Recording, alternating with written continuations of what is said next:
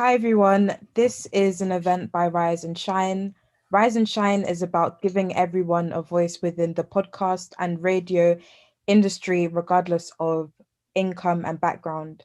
Rise and Shine do monthly Rise workshops and panels where radio professionals share their knowledge, and they also do Shine events to help everybody with promoting their content and furthering their audio career. Today, I'm joined by some amazing audio professionals who are going to shed some light on their work.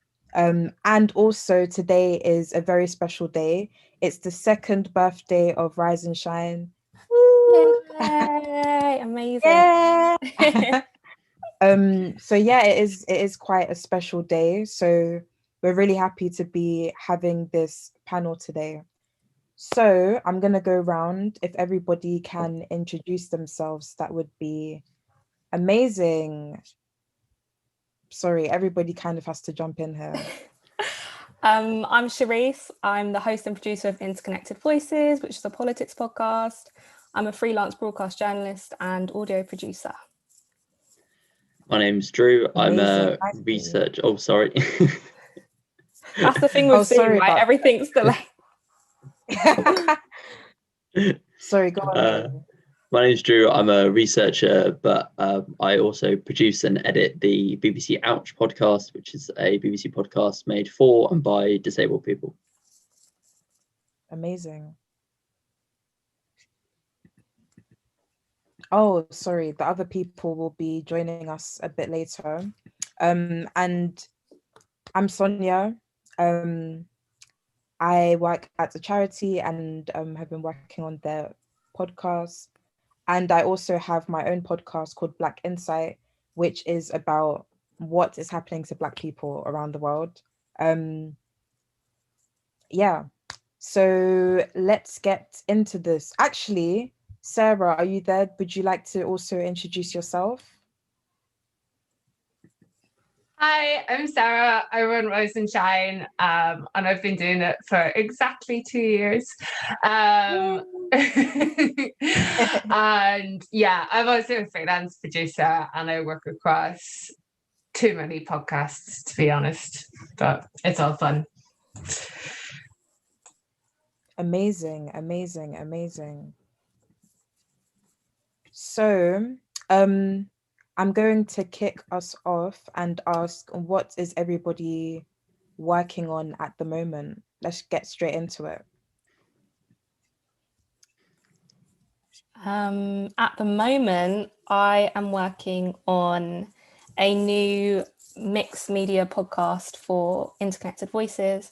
So it's visual and audio, where I take news topics and bite them down into like 2-minute segments and give a rundown of what's happening. And I'm also planning some new projects around Black British history that I can't say too much about, but it's around the subjects of like Black British history pioneers. Oh, we love to hear it. We love to hear it. And you know what? I can't wait to find out what the exclusive is. But I know I'm going to be listening a bit of Black British history. That's a bit of me. I love your podcast, by the way. I just wanted to say. Oh, listen, it's brilliant. Oh, thank you. Yeah, of course. Do you know what? I'm struggling with a little bit of classic procrastination and, you know, a little bit of I don't believe in myself, you know, as you do. But yeah, I need to actually work on the next episode. But thank you so much for that. Of course. For that encouragement. So yeah, so I'm actually working on the third episode for that. It's about SARS in Nigeria, and I've spoken to 3 different people, so just have to piece that together. Nice. Drew, what are you working on at the moment? Well, BBC Ouch is always sort of once one thing's done, it's immediately on to the next one. So trying to work out exactly how much I can say. I've just finished editing together a podcast that I was producing. A member of disabled staff actually at the BBC had a incident isn't quite the right word, but basically they tried to approach a dating agency, and they received an email that didn't reject them outright, but suggested that maybe they wouldn't find much success as a wheelchair user on their service.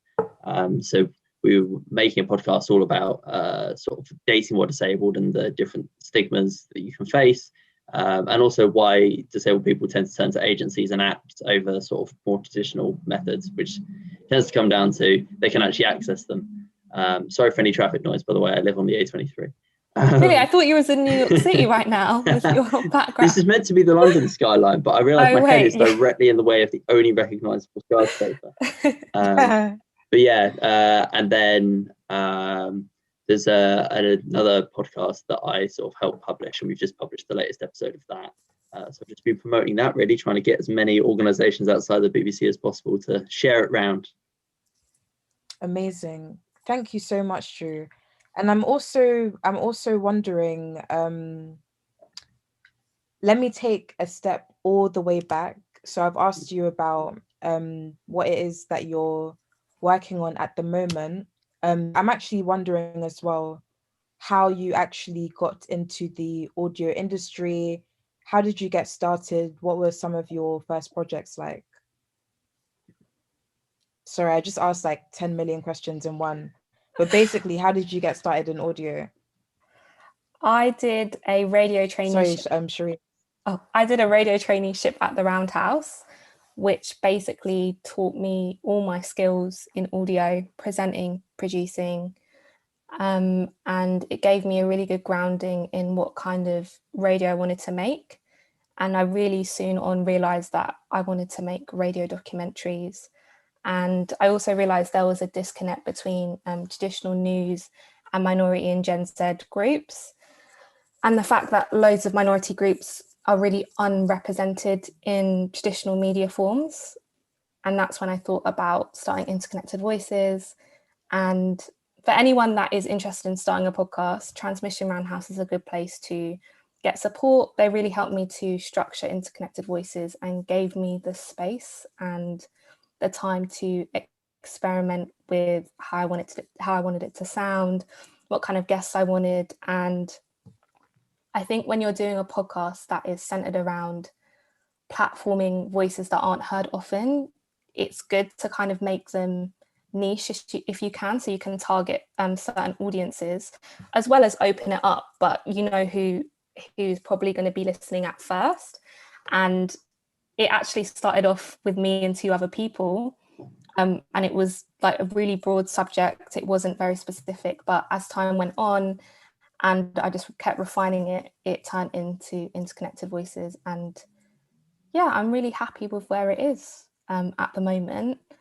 Yeah, that's where I started. And also my interest in news has led me to work at the moment in Parliament, coming up with engagement strategies for Black British communities. So I'm both in politics and audio. That is amazing. And do you know what? I absolutely love Roundhouse as well. I've gone to so many audio classes, podcasting classes at Roundhouse, and even the person that taught me how to like just use Adobe Audition was somebody that I met at Roundhouse as well. So I also really recommend Roundhouse for that as well. But it sounds like it's really led you into some amazing work and just really following your passion of reaching out to your community, and I really respect that. Oh, thank you so much. Also, I just want to quickly plug that on Monday I'm tutoring at a free podcast bootcamp via the Roundhouse at 7 p.m. So I'll be teaching presenter skills if anyone's interested in joining. Amazing. We'll definitely try to tweet the link out about that as well. Drew, can you tell us a little bit about how you started off in audio as well? Yeah, so I went to Bournemouth University to study journalism. I did not do well in my second year of A-levels, changed my plans, went to do journalism. And I fell in love with student radio there. And around the same time, in my first sort of couple of years of being a student there, I also sort of discovered myself as a disabled person. So I was diagnosed with autism and ADHD when I was about 13, which is when most people get diagnosed.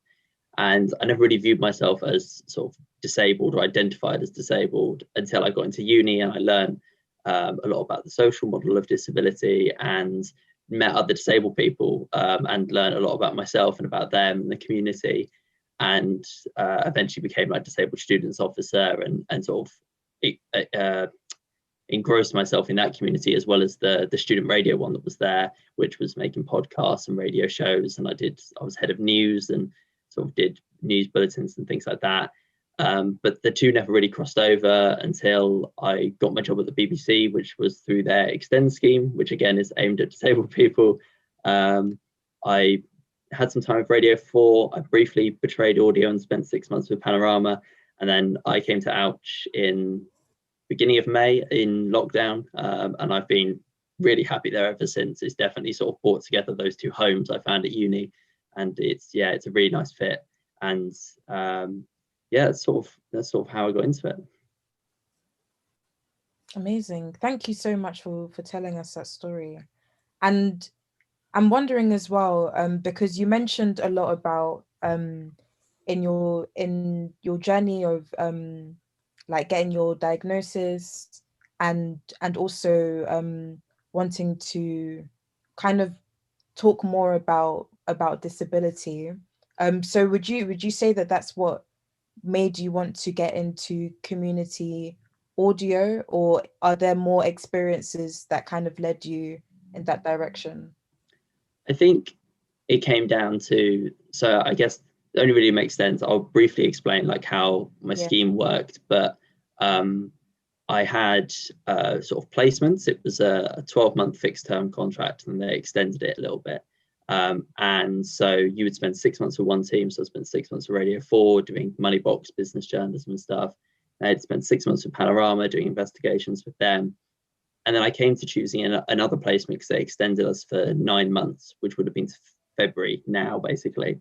And I had this choice of where I wanted to go because they hadn't really planned more than 2 placements. They were like, okay, here are some of the options. And Ouch really appealed to me because I was always a bit of an activist at uni, always sort of banging a drum for sort of disabled students and the sort of disabled community in Bournemouth, where I studied as a whole, because there is always sort of accessibility problems because there are so many different disabled experiences. There's always something you're going to miss when you're trying to cater for disabled people. And so I just thought, this is a community I feel at home with and comfortable with. And it was also a team that was more likely to understand the sort of adjustments I would need to work with them. And they have been. They've been sort of the best team I've ever worked with in terms of understanding and just the culture in journalism and working in audio, and sort of especially when you're doing fast turnover stuff, can be really, really sort of intense and want you to work long hours. Whereas where I am at the moment, it doesn't necessarily matter that my ADHD means I don't have any motivation between 2 and 5, and it's fine that I can then work from 6 until 10 p.m. as long as I get stuff done.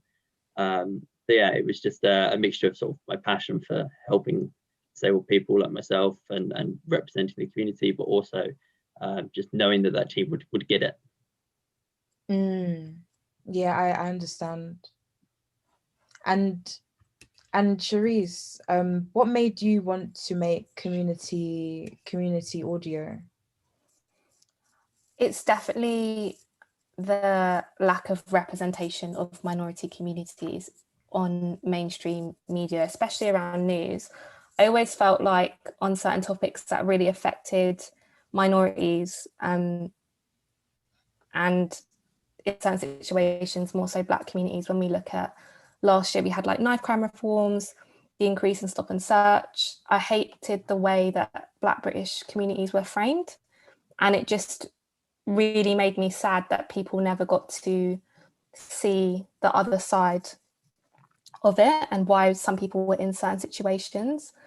So it just made me want to kind of reach out to the community and allow them to have the voice and platform they deserve to have. And most recently, I did a series called the Black Voices Collection, and it platformed Black British voices about their experiences in small anecdotes with really nice sound design by a really talented sound designer called Bridie. And we basically gave a varied wealth of experiences that different Black British people go through, highs and lows, all that's in between. And that's a piece of work I'm really proud of, because I feel like it represented the community really well, but also allowed different communities to understand a bit more about what Black British people go through on a daily basis.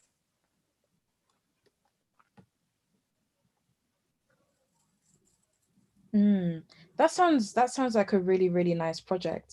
And actually, I think who's the sound designer that you mentioned? Did you say Bridie? Yeah, Bridie, she does loads of work around her, so you might have bumped into her. Yeah, And of course. At one of the yeah, she does sessions I loads went of stuff. to, She's yeah, really good. I remember her piece. Sorry, I think I'm cutting out. I remember her piece about it's not about a whale traveling to like the bottom of the ocean, and it was really Yeah, cool. And yeah, she made noises with like tins of like baked beans and it's like crazy. random things. She is amazing as well. And I just want to plug the videographer on that. So I had like 10 episodes and 10 like individually designed promo videos, which you can check out on the Wow. Instagram interconnected_voices. And they're so gorgeous. And they were done by a really good friend of mine called Phoebe Gussin as well. So again, collaborating with people in my community is something that I actively do as well, which is, especially in audio, I think is so important to get like varied perspectives. Yeah, definitely.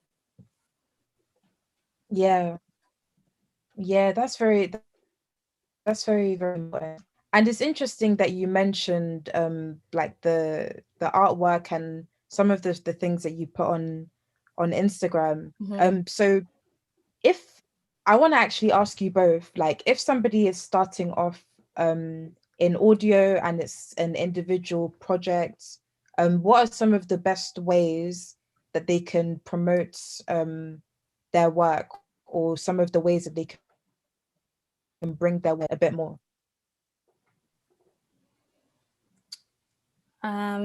First of all, Rise and Shine Promo Club, guys, is a brilliant way to do it. I've made a few connections through having my podcast and promoed on here, so that's a good way.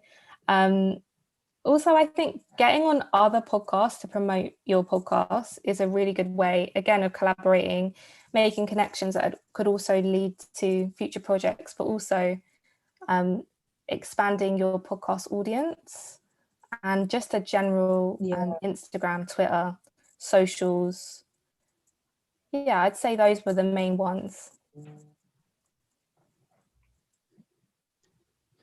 Yeah, and I think Drew, do you have any tips as well? Yeah, I think, well, there's sort of two things. One, sort of being a part of the BBC, Ouch is still sort of the establishment in a lot of ways. And I think one of the things we've done recently is we've created a page on our part of the website that lists sort of blogs and other podcasts about disability that are sort of community led as well.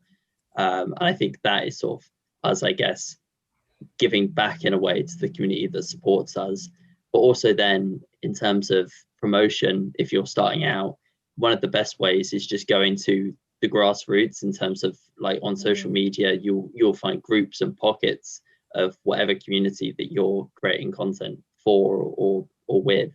And people love to, especially when they're part of a community that doesn't get talked about in the mainstream, they'd love to hear about stories about people like them and hear their stories sort of hold out through audio.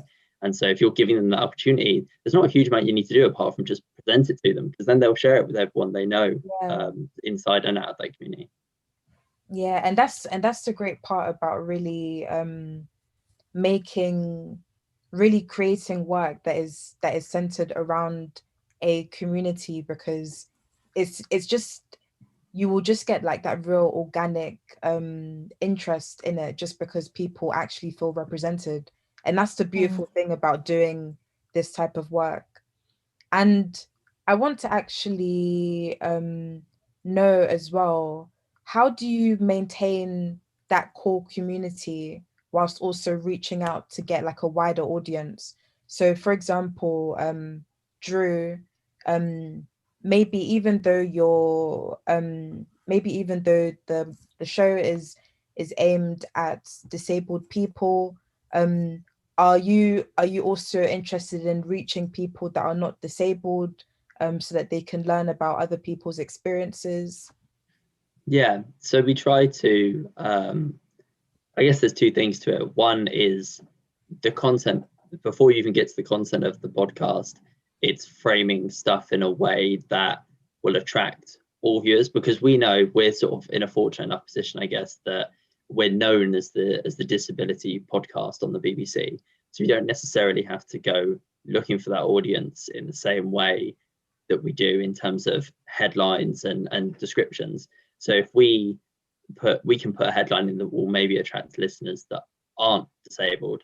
So I know we recently did some stuff with Katie Price. Just putting her name in the headline is gonna get people interested, even though she may not be necessarily the focus of the podcast. Once people get in, it's obviously a lot about Harvey and the journey with her and Harvey. I think as well as that, it's also just about making sure that stuff is accessible. So a lot of people won't know what certain conditions are. They may be hearing them for the first time, or they may not understand sort of certain interactions. We recently had a guest on that sort of clearly wasn't totally clued up on the kind of language disabled people prefer to be used about them. And it's just a case of making sure that you're explaining why certain things are said the way they are. So using disabled people instead of people with disabilities. We also do online written content, and I recently did a piece back in November, 25 things that people probably don't know about disability, and then there is one about language and the language you use, and it's just about making it accessible, so that people can just drop in and go, okay, I understand what they're talking about, and I understand their experience better because it's been explained to me either through the host, or usually our guests are pretty good because they're used to having to explain to people. Yeah, that's true. Because I think that a lot of the time when it comes to language, if you're using jargon that people don't understand, or people, whether rightfully or not, for some reason they feel attacked by the way that we're saying things, it's much easier to just break it down for everyone. Charisse, do you have any more advice on that, on how you can maintain the core community whilst trying to reach out to a wider audience? I think it definitely, as Interconnected Voices, an independent podcast, I try to do that more with like varied subjects and having quite a mix of guests. So I did a series called The Millennial Report, Do We Need Labour? And it looks at issues that affected millennials. And on that podcast, we had 5 episodes and it had loads of guests. So there was someone who was from the transgender community, someone who had bipolar disorder, a young lady who had experienced homelessness. So we covered a lot of subjects and spoke to different people from a lot of communities as well as experts in the field. So I think that is a good way of reaching a wider community and getting your podcast in front of someone that wouldn't usually hear it, and getting them to share it with their community is a good way to get reach. Those are some really, really fantastic tips. And I'm also wondering, what kind of issues have you encountered whilst trying to create audio for community audio? Are there any issues that have come up and you overcome those? I would say maybe the only issues is sometimes when you have guests that are in your community or maybe haven't done podcast interviews before, they might be a bit nervous, which has led to a few like cancellations or like not showing up for the interview. I think a good way to overcome that, because that can happen with anyone, is just to get that pre-call in. I mean, some way, somehow, speak to them beforehand, make them feel comfortable, build that rapport. And yeah, that's how I've overcome that one. Many dark nights sitting in a studio waiting for someone to pick up the phone and they don't answer. So yeah, definitely pre-call.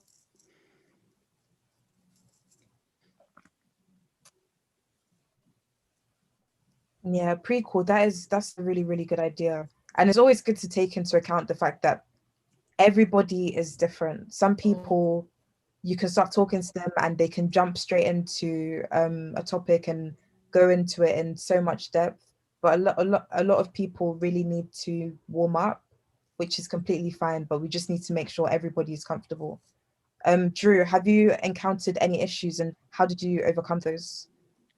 Yeah, I think the most of the issues we do come across are like you both said, just warming people up and keeping people sort of as calm as possible and reassuring them. Put an example out, we had someone on who'd never done any sort of recording or media stuff before, as far as I know, and they were on a podcast with our host, who's a journalist, our other guest, who's a journalist, and someone from an organization who was a PR person who'd literally done a podcast that morning. So I think they were feeling very like, oh my God, there's all these sort of pros here. And so I just said to the host beforehand, and she needs to do this anyway because she's a professional, just let's just chat for the first 10 minutes. Like it's 10 minutes that we can all afford to give up in order to ensure that the stuff that we get from them is good. I think that's always just nice to do as well. I think it makes people feel more appreciated, and I think it's the kind of thing that community audio has over, say, sort of mainstream audio, where they will just get you on, put you straight on waiting. The producer will say, you're on in 2 minutes to talk about this subject, and they'll put you in with the presenter all of a sudden. And you don't get that warm up with a lot of other audio. So it's definitely worth doing. Yeah, I completely agree. And I guess one challenge that can come up is running out of ideas. I know that is something that may seem like it can't happen, but sometimes it does happen. So where do you both get inspiration? Where do you both get inspiration from, and where do you generally get your ideas? Drew, do you want to start off? I read, sorry. Yeah, so my work tends to go on a cycle where I will start off with nothing, come up with some ideas, pitch a few of them, and then all of a sudden end up with sort of 4 or 5 things that I'm working on, and then I'll finish those within, say, a month, 5 weeks, and that'll be sort of podcasts and online stuff as well. And usually when I come to the end of that period and I'm like, oh, everything's done, I have nothing new to work on, I need to come up with some ideas quite quickly, I usually just turn to, again, the community. And at the moment, there's not really any way to engage anywhere other than social media. So it's going on to social media and seeing what people are talking about. And then it might not be handed to you on a silver plate, but if you see, oh, a few people have mentioned, to be honest, this was quite big quite quickly, so not the best example, but a few people have mentioned this movie by Sia that seems to have some bad representation of God, people in it. So yeah, that so went quite bad. big quite quickly. I did not have to do a lot of digging. But you go, oh, maybe I should look into that. And when you're working in a team like mine, you're sort of not competing, but you will come across the same ideas. And so it's just using the parts of the community that are unique to you. So I tend to, me and only one of my other colleagues who makes our autistic people's podcast, we both have quite sort of good, strong ties in the neurodiversity community.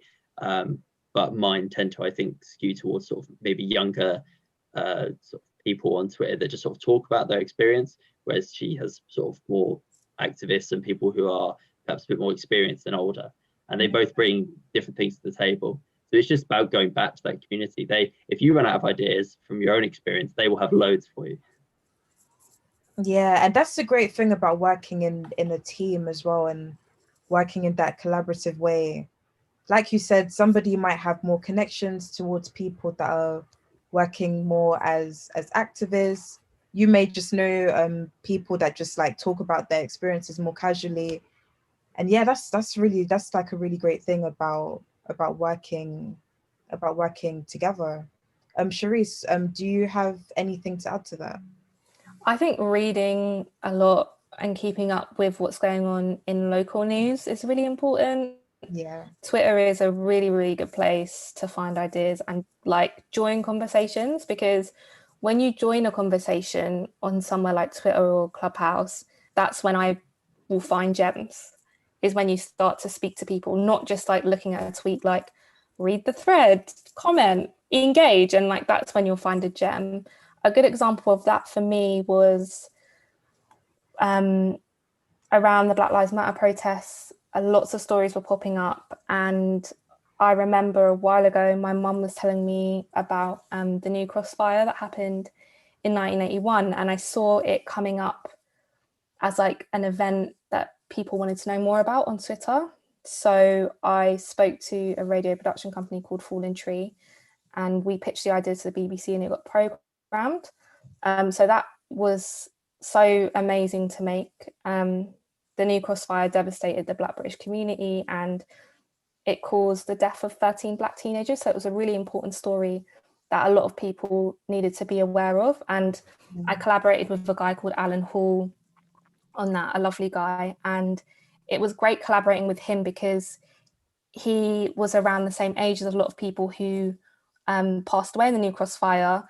And I was coming from a different perspective as a young person, looking at how the situation was so similar to Grenfell and how the lack of justice continues. So having those 2 points of view and us collaborating together made for a really, really nice piece. And it got really well received by the BBC and other publications. So the art of collaborating, but also paying attention to what people want. And there was a need, definitely at that time, people wanted to know more about their history and what they missed, not just Black people, like all communities living in Britain got a thirst for Black British knowledge. So I think that's a good example of how to look for ideas.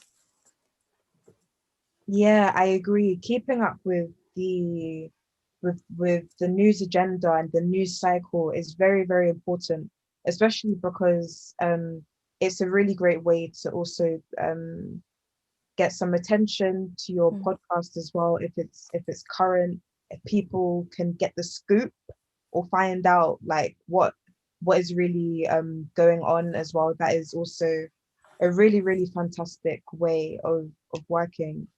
And Charisse, I'm wondering as well, because your work is independent, and you don't have a probably bigger BBC budget. Machine, yeah, and budget, yep.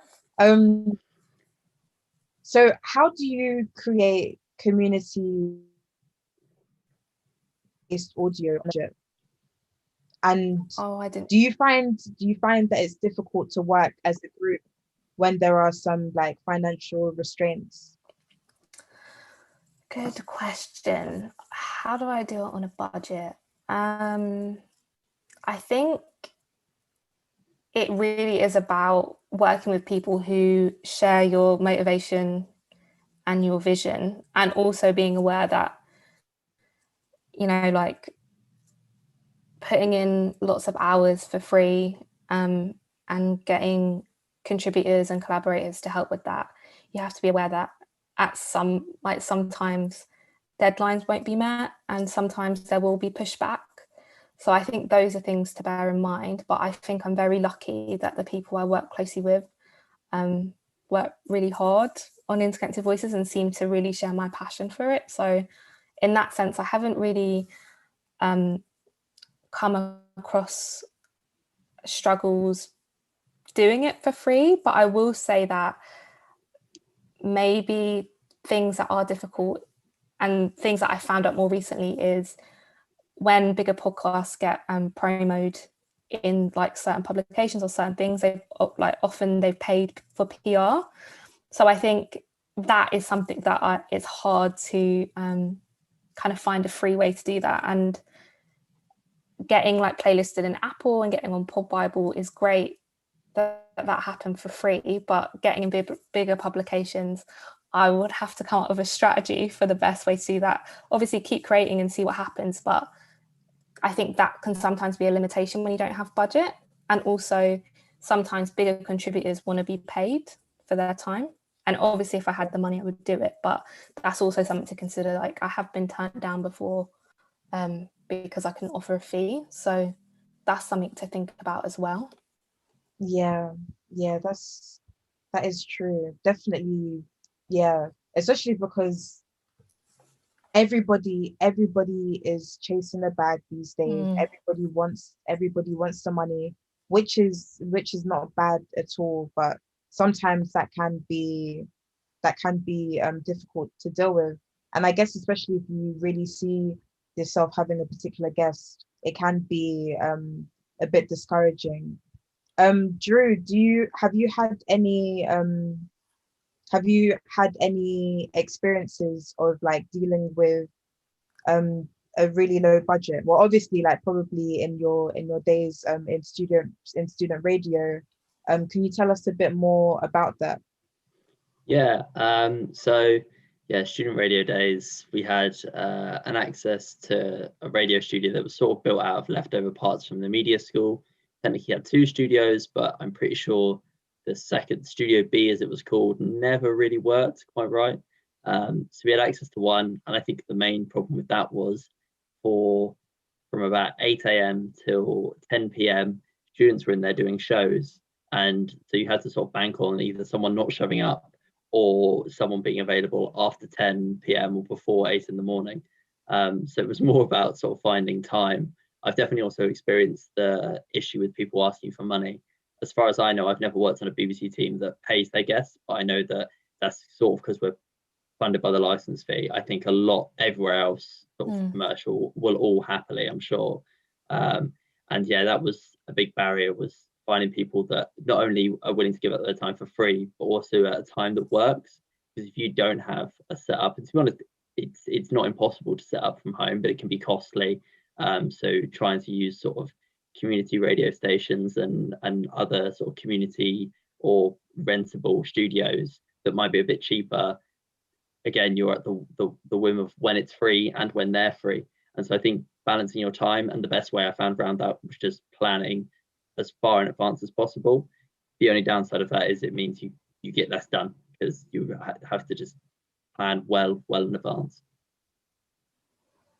I think another thing as well I just thought of is to definitely invest in your podcast and yourself. So like invest in the home equipment if you have the ability to do so, like invest in it because it will pay off, and in the long run it's good to be able to have equipment at home. Like we're in a pandemic, that was unexpected, but Interconnected Voices still managed to happen in the pandemic because I had equipment at home, and there's like Zencaster and Zoom and all these free things that you can work with. So I definitely say invest in equipment. Also, like invest in your brand. Like if you believe in something, like pay for the logo, pay for the editing course, do it, because like you have to back yourself. No one's just going to back you because. So if you believe that it needs to be in the community and people need to hear it, then definitely invest in it because it's important. Yeah, I definitely agree. Sometimes if you do have that disposable income, sometimes it's to just want to keep your wallet to your chest. But sometimes if you want to produce something that is really good quality, and will allow you to produce and tell the stories in the best way you can, sometimes you really, really have to invest in that. And we have a question from Ed. Thank you, Ed, for your question. Ed says he is working in community FM radio, where it's as much about providing access to the means of production as it is about providing content. Sorry, it's split into different questions.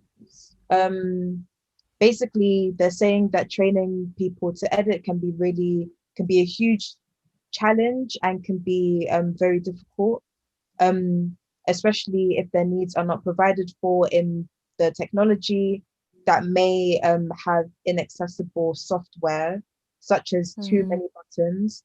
We all know about software that has too many buttons. Um, does anybody have any advice for overcoming this particular challenge? So how can we help people um, produce work and in like a more accessible way?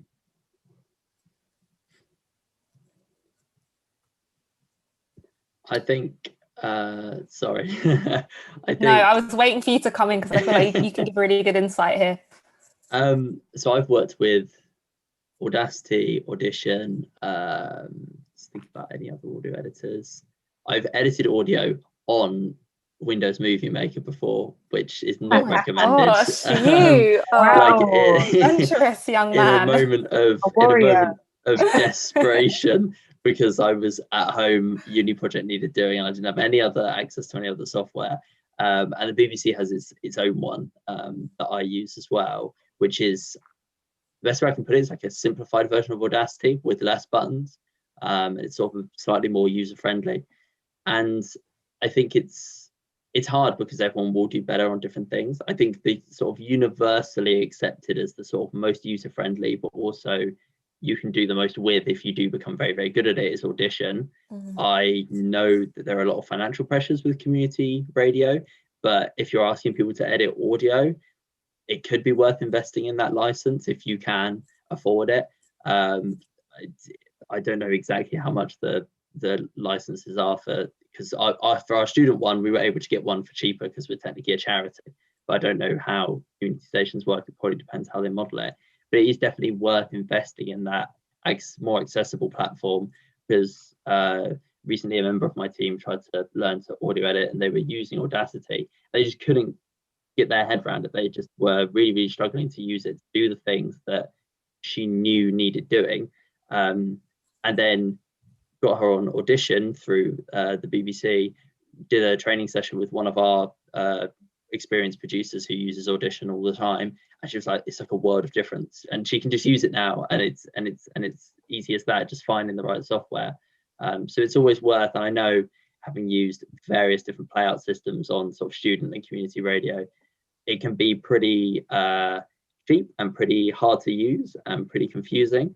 And often as well, that software starts to creak under the pressure because you don't have the same money as commercial stations.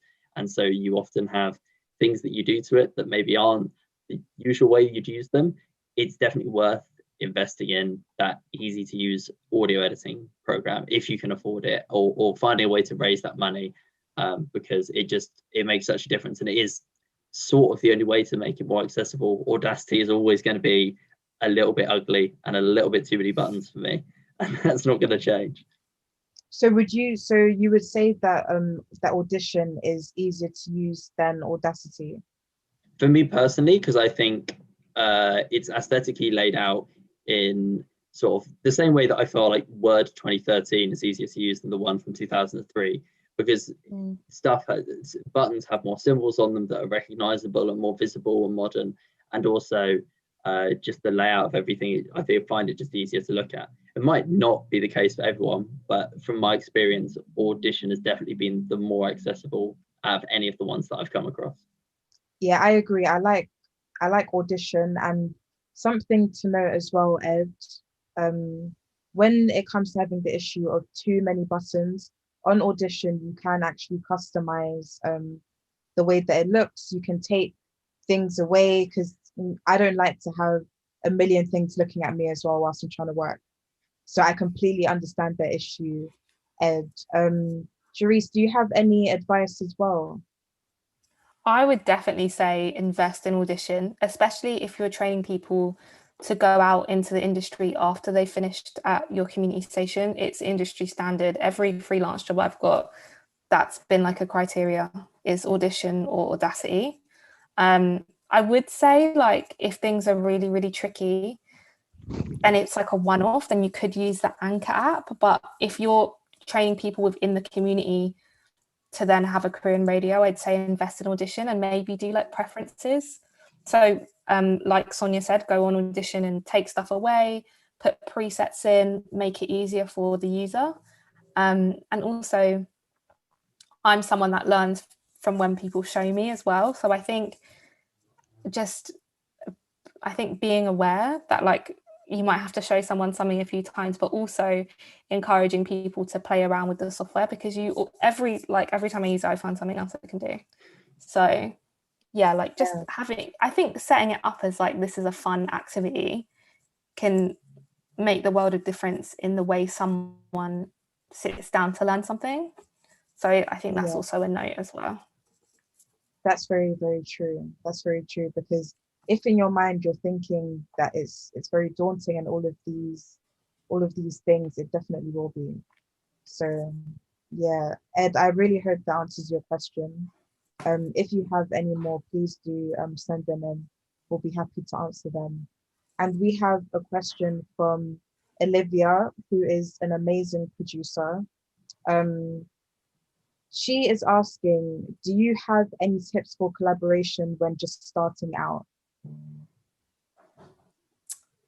When just starting out, yes, I would say, firstly, the audio community on Twitter is so warm, and willing to talk to you and chat to you. I would say also reaching out to production companies, and just say, like, introducing yourself, saying who you are, saying what you're trying to achieve, like, and speaking to someone and saying, do you know any collaborators that I could talk to, or someone who's around my skill level, or anything like that. They're like, production companies or like people that work there are really good and open to looping you in with other people who are doing the same thing you're doing, and you guys can share skills and collaborate. And that's happened to me on quite a few occasions. And also there's always like free workshops on like Creative Access, the Dots. I've met quite a few people via the Dots, so they have like free events every day. Some of them are focused around audio, and they have some on marketing, like every subject basically. And you can also see what people do. So you can also like just search for people and message them and say, like, are you open to collaborating on a project? And a lot of people will respond. So I think put yourself out there and say hi. What's the worst that could happen? That would be my best advice. That is some amazing advice. And that is true. What is the worst that could happen? Literally nothing. The worst that could happen is people say no, or you might feel like a loser for like 10 seconds. And then you get over it and you move on to the next person. Drew, do you have any advice on like advice for collaboration when you're just starting out? I think, to be honest, I think that answer was really, really good. It sounds like, obviously my experience is at a student level, but it sounds like the community is very, very similar. If you're starting out as a student, again, student radio community and student podcast community is growing out of that same community. Super warm, super collaborative. The Student Radio Association is a tool. If you're in the UK, definitely use it, even just to get in touch with other people, because there are always going to be universities around you as well. They might be sort of a bit ahead of, if you're at a smaller university like I was, they might have better resources, more established podcast teams, more experience and skills they can share as well. So yeah, just reach out. Again, what have you got to lose? It's true. So that's your answer, Olivia. Keep reaching out to different people and always keep in mind that you literally have nothing to lose.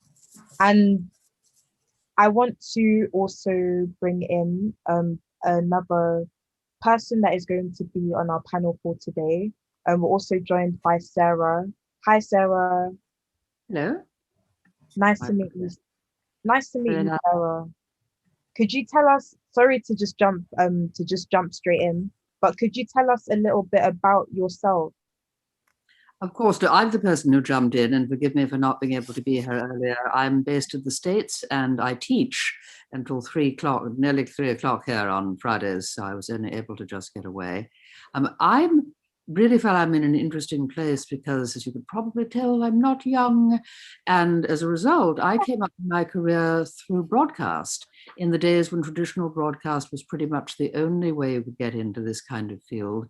There were tremendously high barriers of entry. At home, lucky you if you knew somebody who worked at the BBC. Most of us don't and didn't.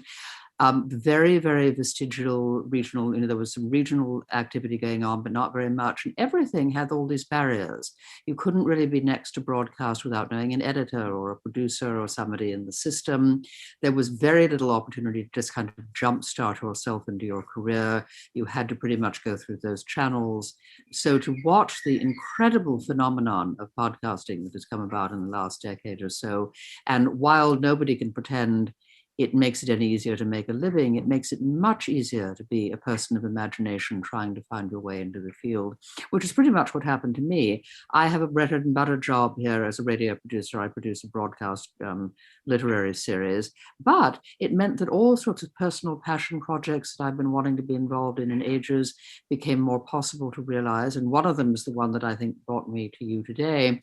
I'm part of a women's news collective with a group of people who decided a couple of years ago that there wasn't enough local level reporting, and there particularly wasn't enough reporting by women of color, by people representing neighborhoods in the granular way you can kind of look at the wheel if you look at it from a neighborhood perspective. And we started this very tiny kind of we hope sort of feisty women's news collective. We produced something called Local Switchboard NYC, with a slight nod to all those funny ladies who used to pick up the phone in the early days of broadcasting. And as a team, we produce on local neighborhood stories and things that we think are of particular interest to New York City, where we're based. But we hope it will be a model that can grow and become something that other people can participate in or replicate in other communities. And that's Thank you so much, Sarah. And it's really interesting that you mentioned when you were starting out, the only way to really get involved in audio was via the broadcasting routes. So can you tell us a little bit about like how you started off in broadcast? And yeah. Happily, of course, it turns out to be much the same story I heard as I was coming in to join the meeting, which is basically you just keep throwing yourself in front of people until somebody says yes. I am a deep fan of nepotism of the right sort, because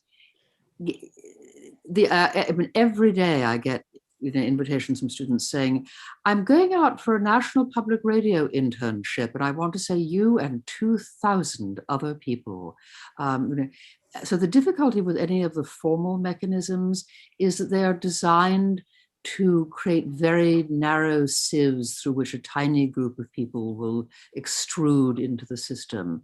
This casual, more dynamic way of trying to get yourself into the place actually worked in broadcast as well. I was lucky enough to, I think what happened, it was around the time in the States when the Association of Independents in Radio, which is now celebrating something like its 20th year, just came underway, because one of the other things we noticed, and again, a phenomenon very familiar to us now, was there was a growing number of independent producers in the system who had no representation. They were lucky to sell features to the big systems, but there was no sense of us as a community or a collective of people. So an organization was founded to help represent our interests, to ask about better salaries and better rates and things of that kind. And it began to develop a critical mass, which meant that you wound up seeing and meeting a lot more people in the system than you used to. You weren't just waiting outside the door.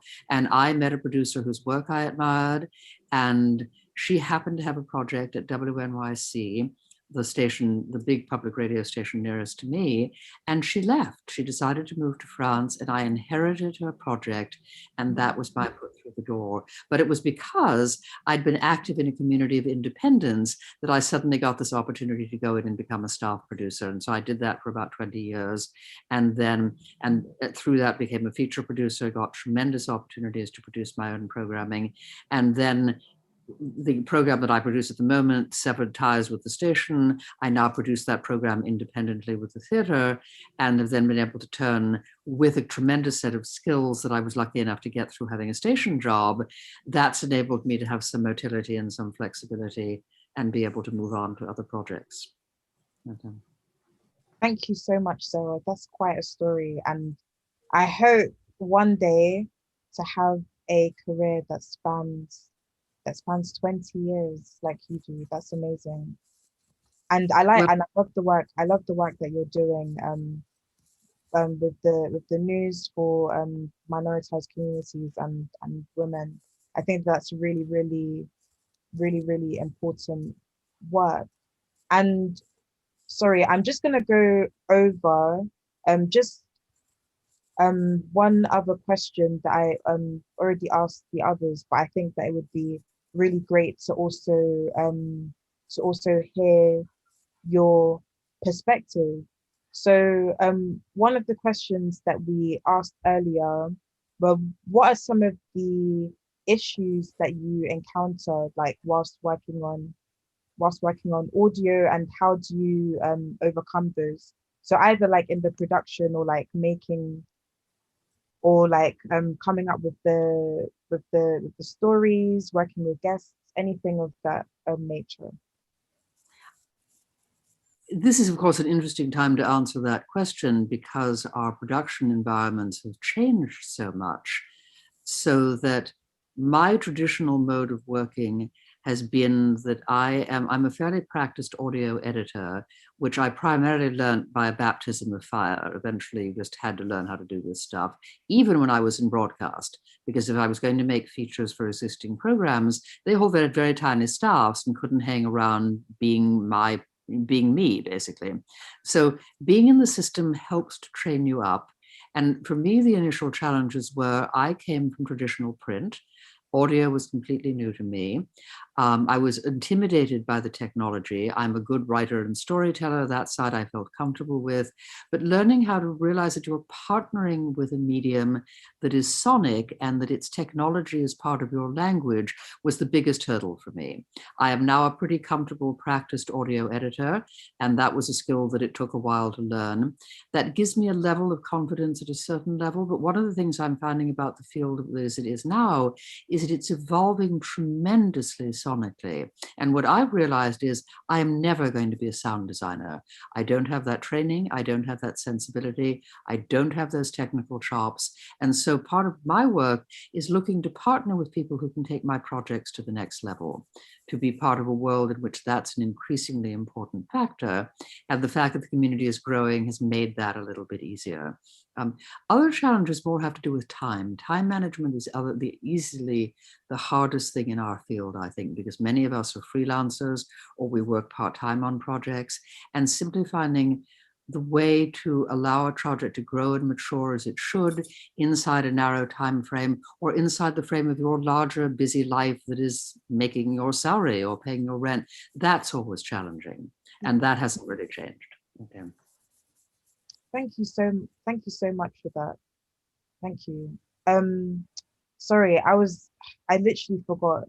I forgot what I was going to say, just because I was just I just completely agreed with what you said at the end there about time, because it is I think that before you start trying to create your own projects, whether in collaboration with other people or by yourself, for me personally, I found that I really underestimated the amount of time and effort that I would have to put into it, even in terms of like doing research, writing scripts, trying to find guests, chasing guests for weeks, just to hear what they have to say.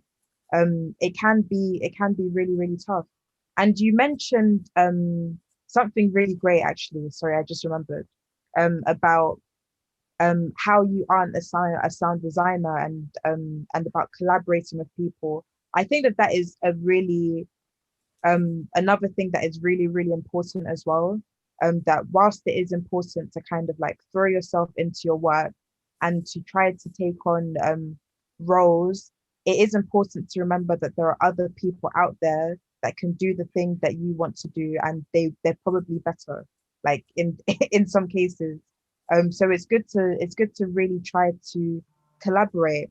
And somebody actually asked, I think you heard that question, about like any tips for collaboration. So obviously we've all discussed um reaching out to people and trying to make those connections. But do you have any more advice on how to really get those collaborations going? Again, I feel lucky to have wound up in a circumstance in which I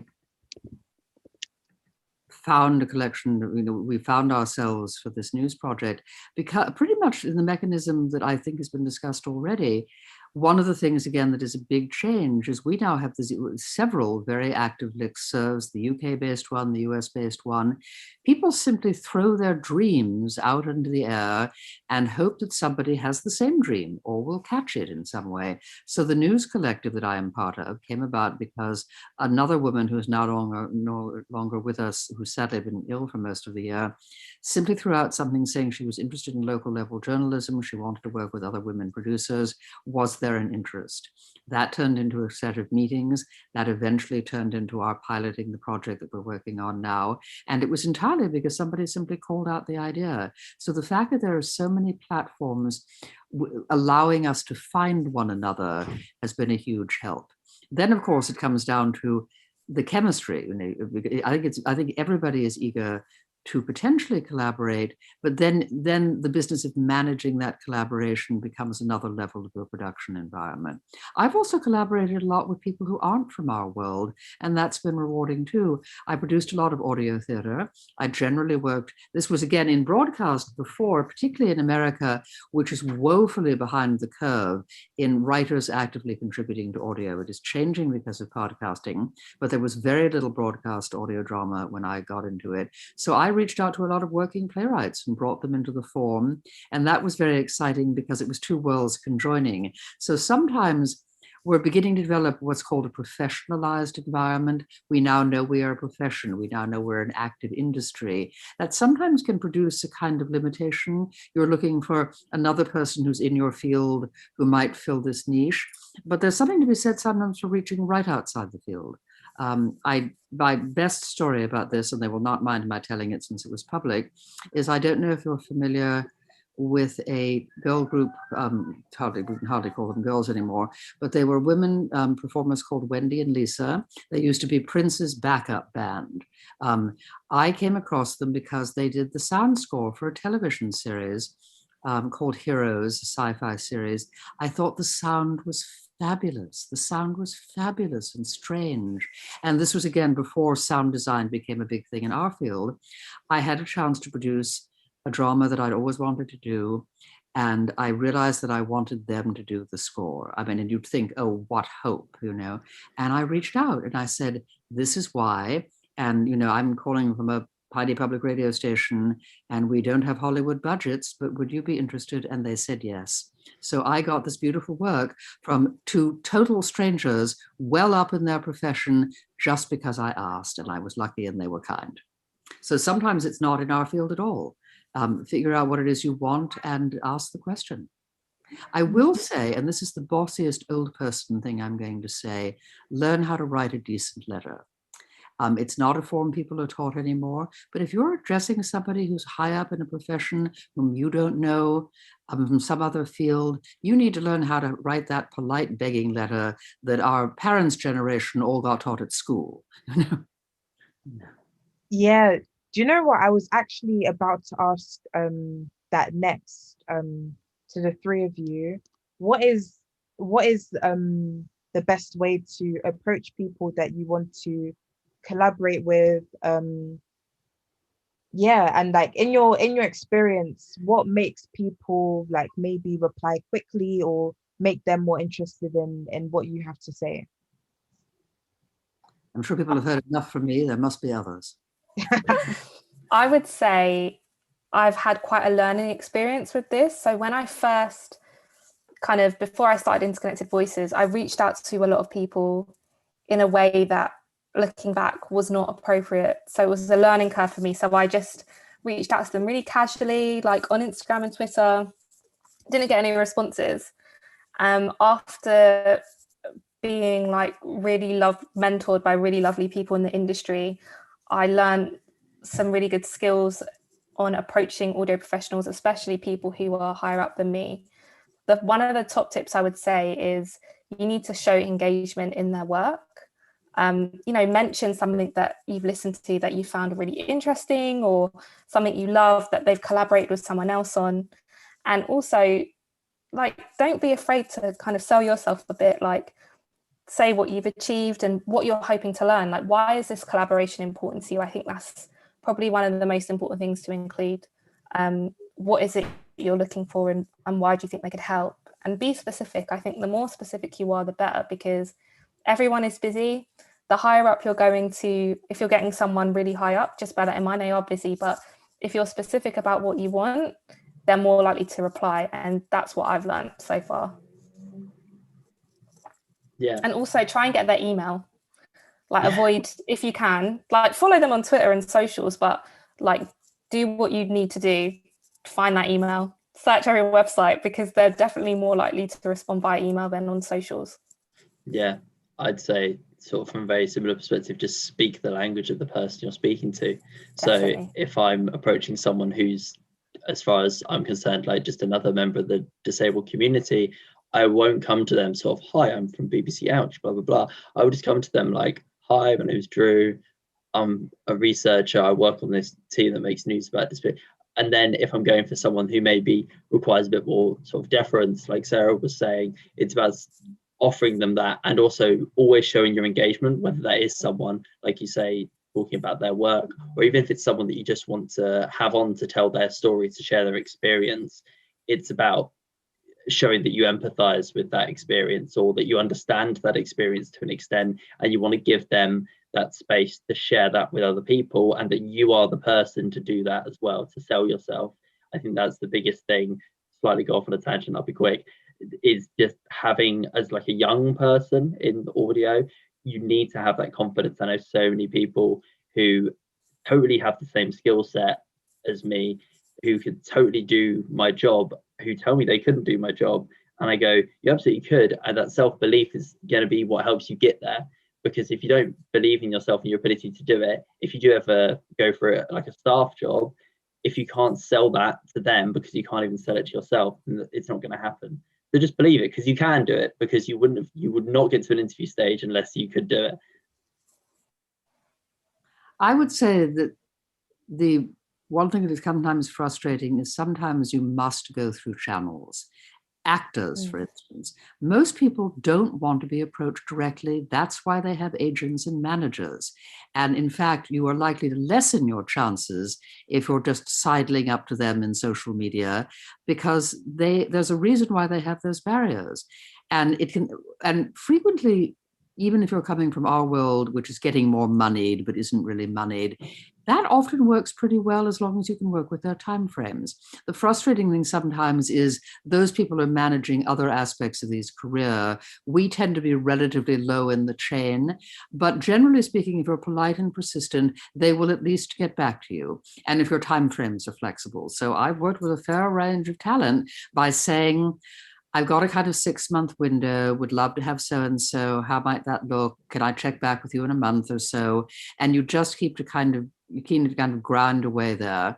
And it's worked pretty well. So sometimes I see a lot of posts on our various lists that say, does anybody know how to reach so-and-so, through their babysitter or something? You really don't want to do that. And they don't want you to do that.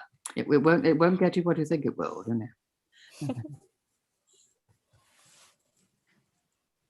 Thanks, everyone. And I'm also wondering as well, when it comes to producing or kind of like coming up with like the kind of format, like of your show, of your podcast, how do you go about doing that? Like, how do you think about, like, for example, like the best length for your show or podcast? How do you think about, oh, I want to have like X amount of guests or whatever? Like, how can somebody basically how how do you come up with these things? Cerise, I came in late, so I didn't get to hear what your program is, either of you. What do you do? What's your... Oh, yes. I've got a podcast called Interconnected Voices. It platforms underrepresented, diverse voices on political and current affairs issues. High time. Andrew? I'm a researcher and podcast producer and editor for BBC Ouch, which is our disability podcast and online features team. High time. Amazing work being done by everybody. Really, really great work. And And yes, you were starting to ask the question, but I realized I wasn't going to understand the context of your answer without knowing that. Thank you. I might jump in on it. In terms of sort of planning ahead, we tend to go in, our podcasts are almost always between 20 and 30 minutes long, so that does sort of limit me before I've even started. But I think, again, that's because I'm working for the establishment. But even when you do have such a limited amount of freedom, you will only really know once, almost as late as when you're editing it. Plans will just change as you're getting certain guests and hearing from certain people, especially when you're going in for, with us, usually it's exploring a theme to do with disability that's recently been in the news. So think of a good example off the top of your head. Can't think of one. Dating. There was recently a story about a disabled journalist at the BBC who got an email from a dating agency essentially saying they would struggle to find her a match. And going into making that podcast, we had all sorts of ideas about how we were going to do it. And in the end, the sort of final outcome, the only thing that was the same as when we initially started was the length. And that's because I was told to make it 20 minutes long. And so it is. And so it will just, being open and being flexible based on what you're going to get and what you're going to hear from different people, because you can do all the pre-calls that you want and think you know exactly what each guest is going to say and how the conversation is going to pan out. And then on the day, whoever's hosting it, maybe it's even you or one of your guests, will go off on a tangent and you'll want to include it because it's really interesting, and suddenly you'll have to change the whole structure. So just being flexible for what might happen on the day. And even as you sit and edit it and something that sounded really dull or not very interesting, you go, oh, if I just cut this bit out here and put this bit here, suddenly it sounds like an amazing story. And just being flexible, basically. You probably heard of, because it made the rounds in our industry, last week sometime, the New York Times major podcast, The Daily, got completely tanked by Zoom. They were doing a live interview, which they could not complete. And that was the story. I'm just going to chime in here. I think when it comes to structure, I always try and develop a narrative arc first. So I think about the story that I want to tell, the voices that I want to hear. So I use that as my base to kind of get my contributors. But similar to Drew, I just start. So as soon as I can get the interview, I just do it, because sometimes things happen where your interviewee says something so interesting and so poignant, it makes you actually want to change the arc completely. In fact, you've discovered something completely new. And a good example for that would be, I did an episode on knife crime and the knife crime reforms. And in my head, it was just going to be, I was going to give two perspectives: the perspective of someone who had been charged with accessory to murder for being on the scene of a crime when someone got stabbed, and I was going to speak to an expert in the field who was going to be able to tell the listeners about the current knife crime reforms. But what ended up happening was I spoke to a contributor that I didn't actually approach. Someone that I had on a previous podcast actually messaged me and said, I think this girl would be really great for your knife crime episode you mentioned to me. And when we spoke, she spoke about a whole new initiative called Transformative Justice, which is community-based policing and support for people that get out of prison. Took the episode in a whole different direction, and it was an approach that a lot of people had never heard of before, and it was really interesting. So I think you have to be open, and also don't be rigid when it comes to asking questions. If they say something and you think that could be interesting to delve into, trust your instincts, because that's when you get the best quality interview and audio.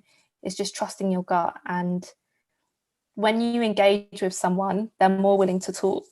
So just engage with them and see what happens. But it's good to have a base, obviously, so you know kind of where to start, but kind of let your instincts guide you.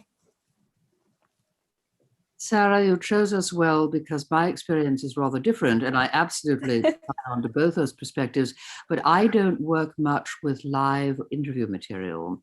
Most of the work I do involves features and pre-produced material. So inside the act of an interview, I look for exactly those same things and hope that they will happen. But Local Switchboard NYC is produced. And what we had to figure out when we first were raising it is how to structure the show so that it could sound similar each time. It had an active structure, but that the structure itself was dynamic. So the structure of our show is that we have 2 feature segments that each about 6 minutes long. We too found our way to that resting place of somewhere between 20 and 30. The industry seems to have come to the conclusion that for most things, if you're not Malcolm Gladwell or Alec Baldwin or something like that, for most people, that's the good listening resting place. So, and also it's a manageable time frame if you're a small group of people or you're an individual. So each of our shows has about a 6-minute segment. They are meant to in some way complement one another. The most recent one we're doing at the moment, for instance, is called Lost in Spaces. It's about spaces that have closed or have been lost because of the pandemic or the economy of New York. So I did one about my former building where my landlord and I tore his family home, which he's having to sell. My colleague Jordan did something about the closing of one of the city's old hotels for the same reason. So our theme is around that. And then we have interstitials. So sometimes the interstitials are reports from our neighborhood. Sometimes it's something a little short about the political scene that does give it a little bit of flavor and dynamics. And we build around that model each time. And then we're just looking for variety inside the frame. Something I just want to say as well about 20 to 30 minutes is also a sweet spot that I found as well for like general audio listening. It's so hard as well. Like you'll think like, oh, 20 to 30 minutes, but then when you're 1 hour into a conversation with one of your interviews and the conversation is juicy and interesting, you start to realize that 20 minutes is quite impossible. And I also want to know, do you all ever find it hard to encourage people to work together when you're collaborating, and yeah, do you ever find it like difficult, like when you're working with other people, and how do you overcome that?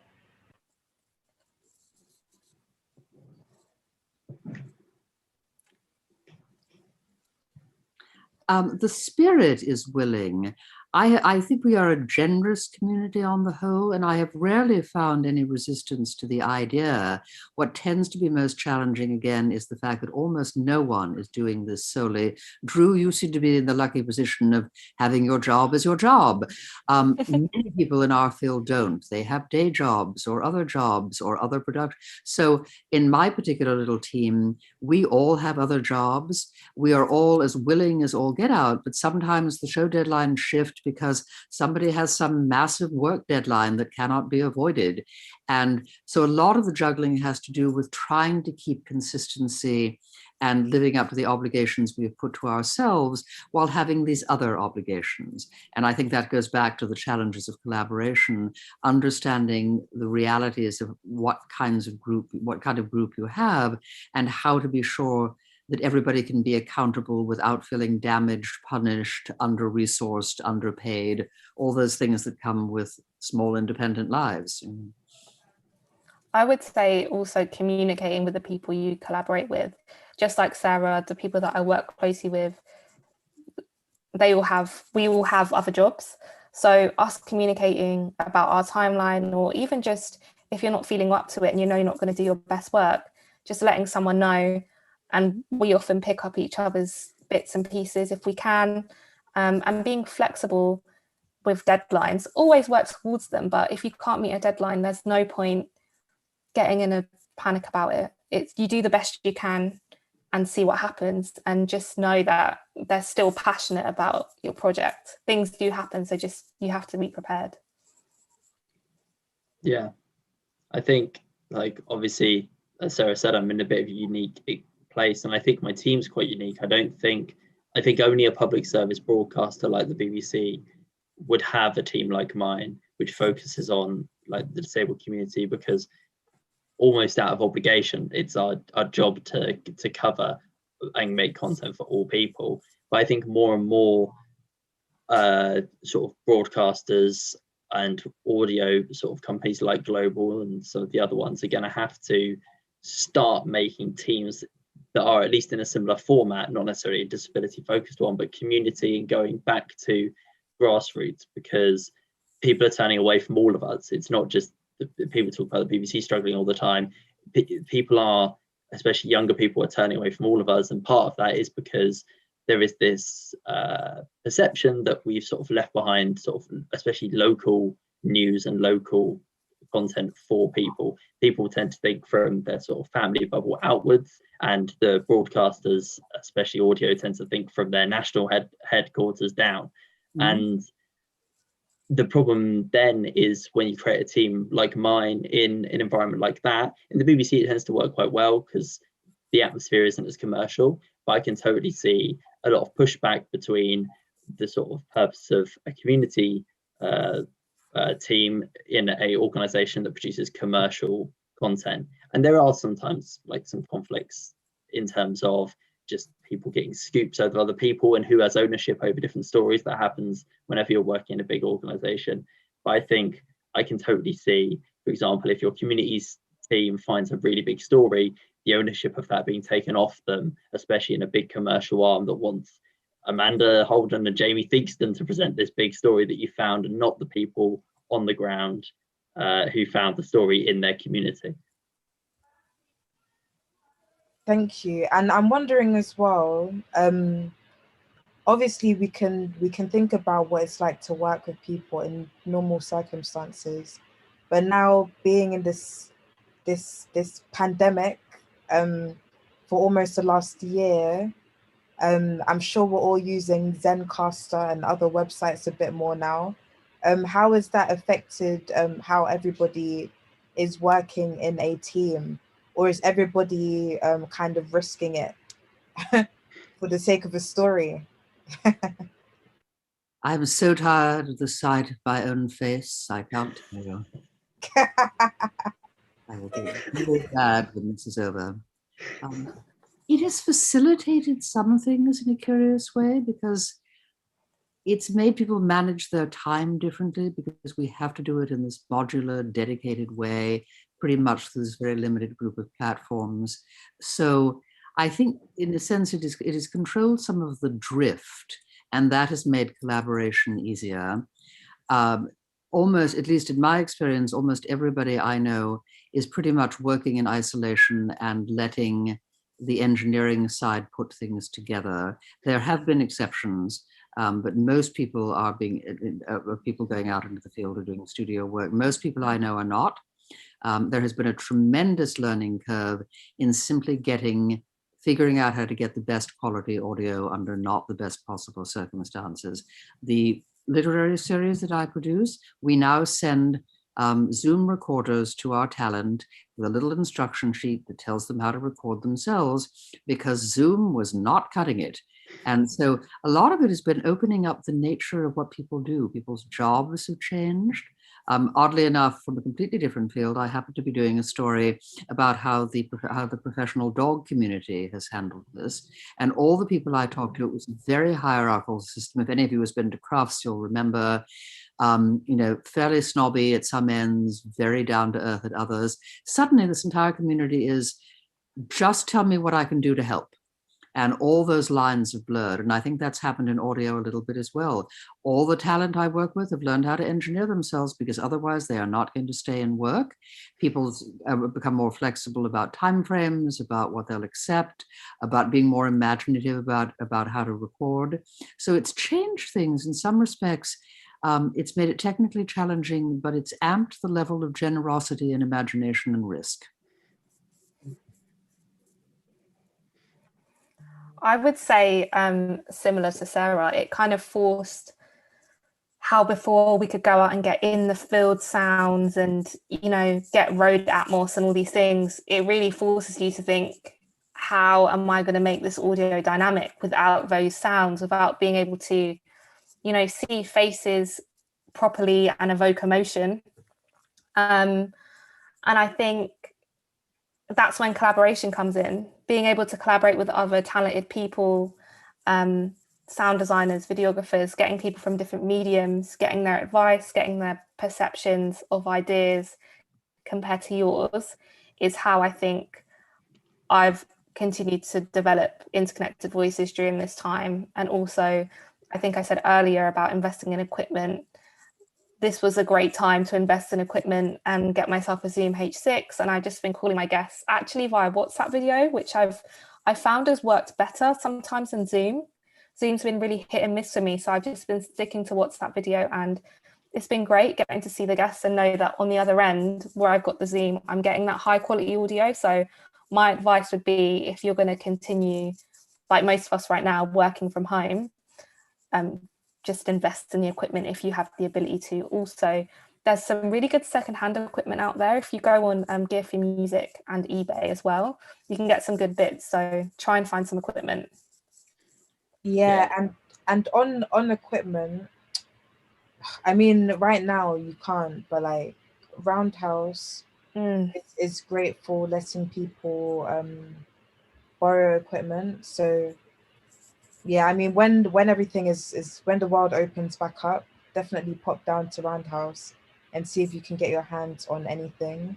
Drew, were you gonna say something else? Yeah, just a couple of things. The best tool that the BBC, like everything you can imagine you use in audio production, the BBC creates its own. I assume this is because they don't want to spend a lot of public money on some sort of commercial tool, and it's for some reason, I guess, cheaper to pay our own staff to make it. And so we have like our own tools, but the best thing I found, and I use this at uni as well, is if you're doing like a Zoom recording with someone, record the Zoom, record your own audio with your own microphone. And if you get them to make sure they're on the Zoom with headphones on the computer, just get them to record all of their end on voice memos on your iPhone. The microphones in iPhones are pretty good, as long as they're in sort of not too echoey room and the iPhone isn't too far from them. You get very usable audio, and it covers any sort of glitches and things on the Zoom. And then I think they've lived up. I think they've realized that they're opening up a market here, because there's now an iPhone Pro app. It will generate wave if you want to get a wave file, and you can take the compression off, so you can get something that's pretty close to a real dynamic file from them.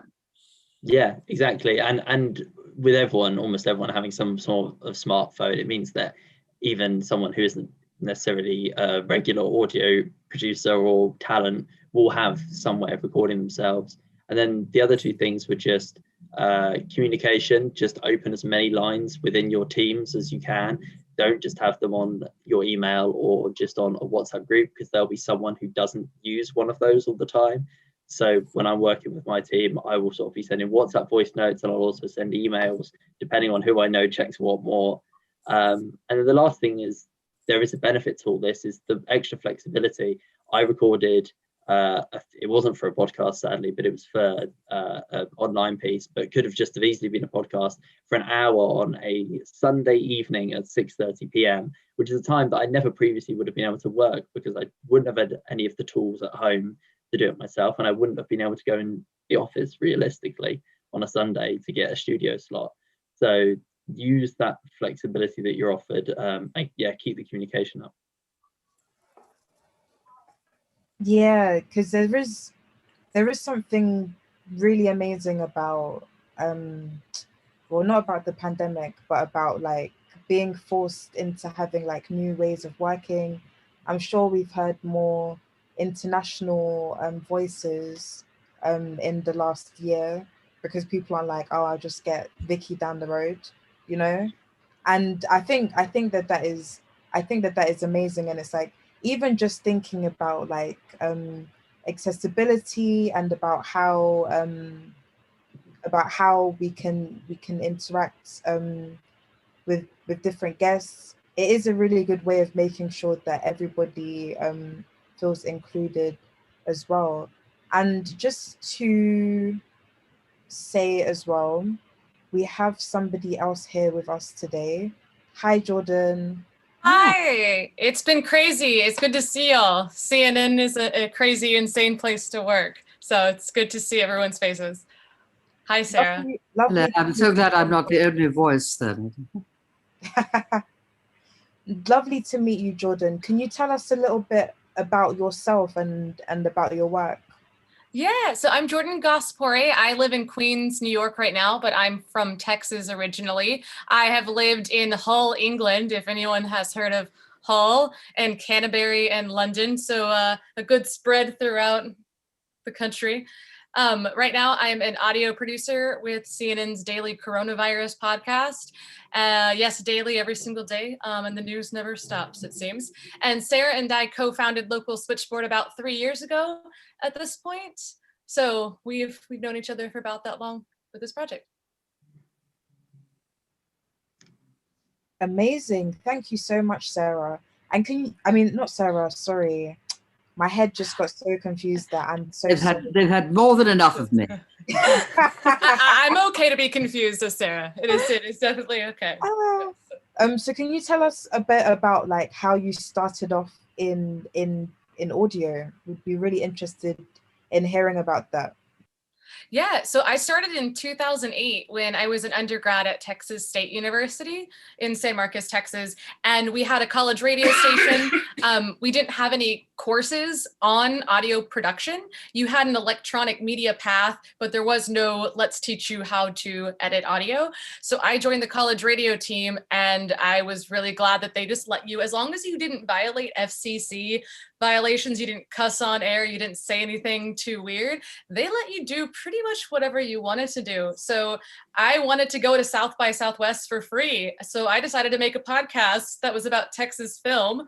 And all 4 years of college, I was able to go to South by Southwest film for free, covering it for the college radio station. So my impetus in getting in radio was to attend a film festival, which is really weird, but they're very expensive tickets. So you might as well get your money's worth. If the tickets are expensive, you might as well get an audio career out of it at the very least. That makes a lot of sense. And so Sarah actually told us earlier about how the switchboard began when someone put out a message just asking if other women would be interested in starting this project together. So I want to know more about Jordan meets Sarah. So how did that happen? And how was your working relationship bloomed since then? Yeah. So, Sarah, were you, because we had that initial meeting at WBAI, the community radio station in Brooklyn. We had our initial local switchboard meeting at the coffee shop that's down below from WBAI. And that's where I first met Jessica Brockington, who is the person who sent that initial Ladio email about this project. And so I attended that meeting, and I don't think you were there, Sarah. Actually, the origins, this is so boring, but the origins have a slightly comic entity.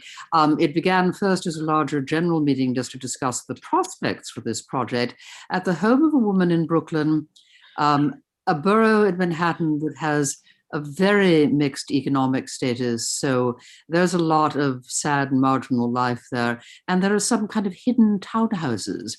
And this woman lived in an extensive townhouse.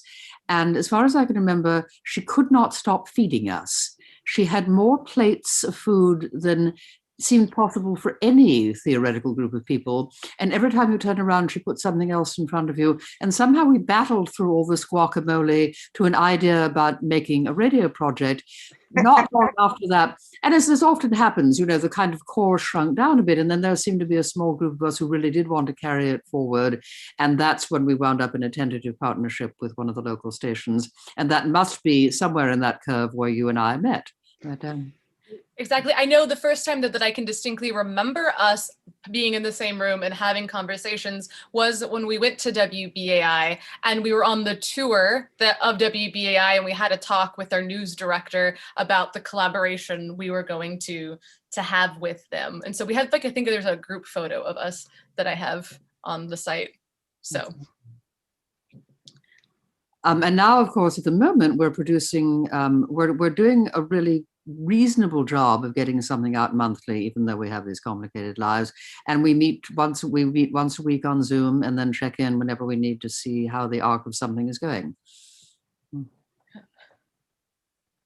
Thank you. That is such a lovely story, and well done, Sarah, for battling through that guacamole. I know it must not have been easy at all.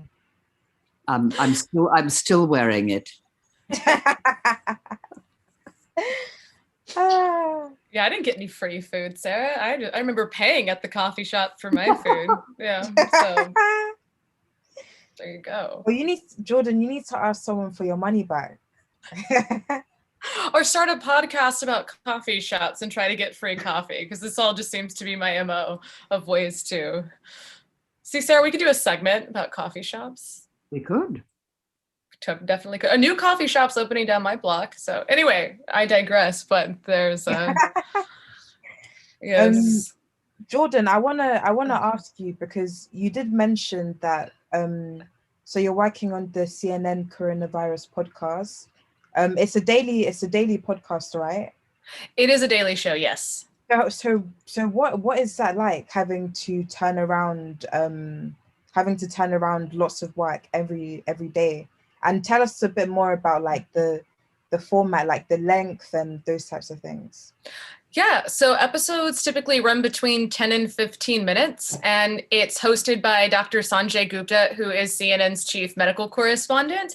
And I will say that because I got hired during a pandemic, I have not met anyone that I'm working with in person.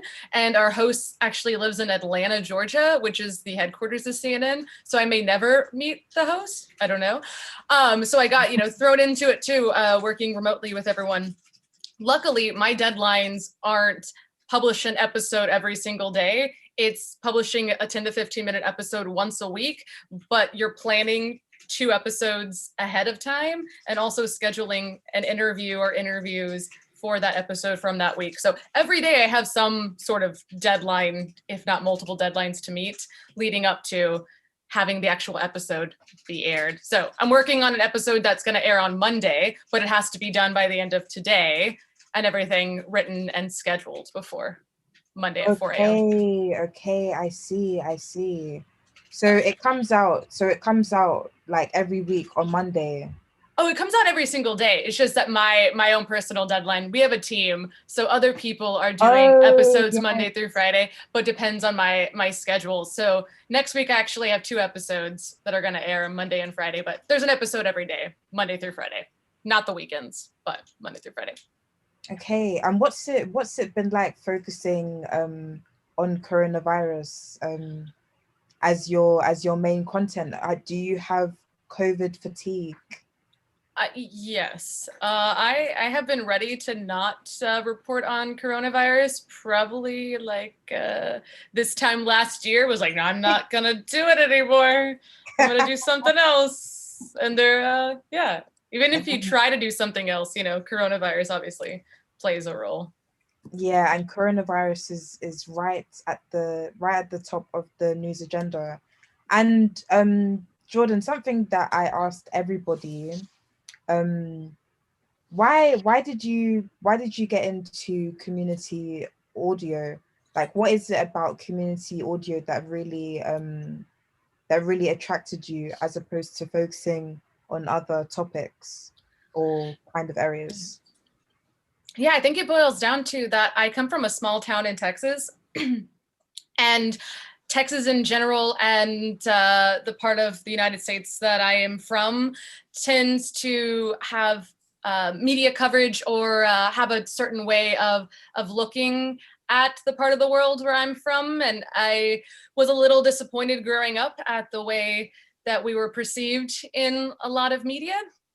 And I still feel this way, and still feel very strongly that collaborating with the communities that you cover is the best way to cover those communities, and to be able to have the communities' voices heard and have some sort of input on how they are being perceived by the rest of the world. Just, it really stemmed all the way back as a child, just getting really upset at how we were being perceived, and not really having a voice in that coverage. So that would be the main reason.